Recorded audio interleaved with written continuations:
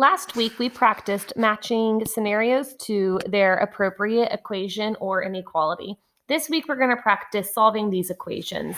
As a reminder, whenever we're solving equations, our goal is to get our variable by itself. We want to isolate our variable. And we're performing order of operations in opposite order.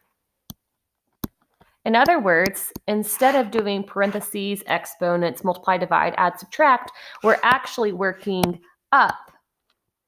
We do the opposite. So we're going to remove the addition or subtraction first, then get rid of the multiplication or division. To which I have an equation here that was matched to its scenario, and I want to solve for x.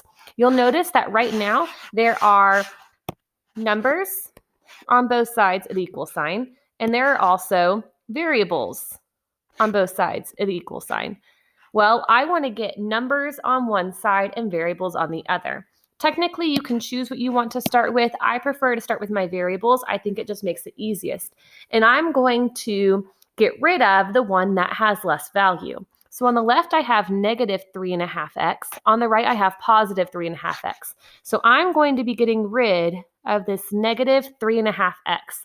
To get rid of it, I'm actually using inverse operations. I'm going to do the opposite. So instead of subtracting 3.5x, I'm going to add 3.5x.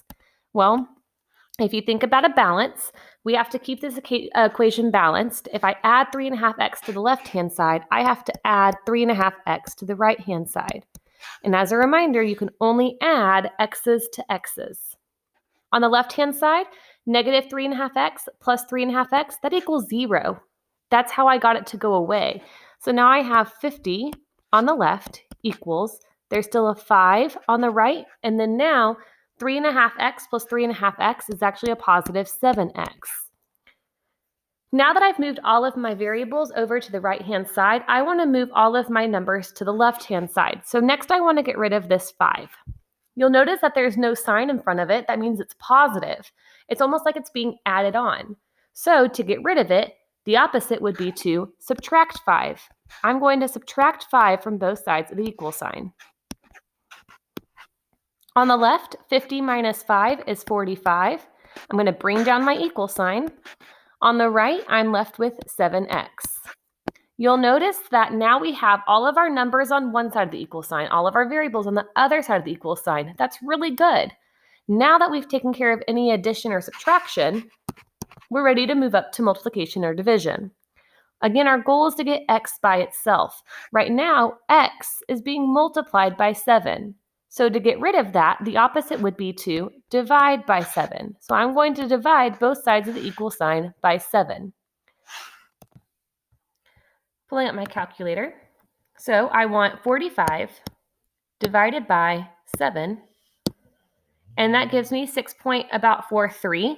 I could check to see if there is a simpler fraction. There is not. So I'm just going to round it to the nearest hundredth. I'm going to leave it at 6.43. So on the left-hand side, oh, go away. On the left-hand side, I've got 6.43. Bring down my equal sign. 7x's divided by 7. The 7's cancel out, and that becomes 1x, which is just x.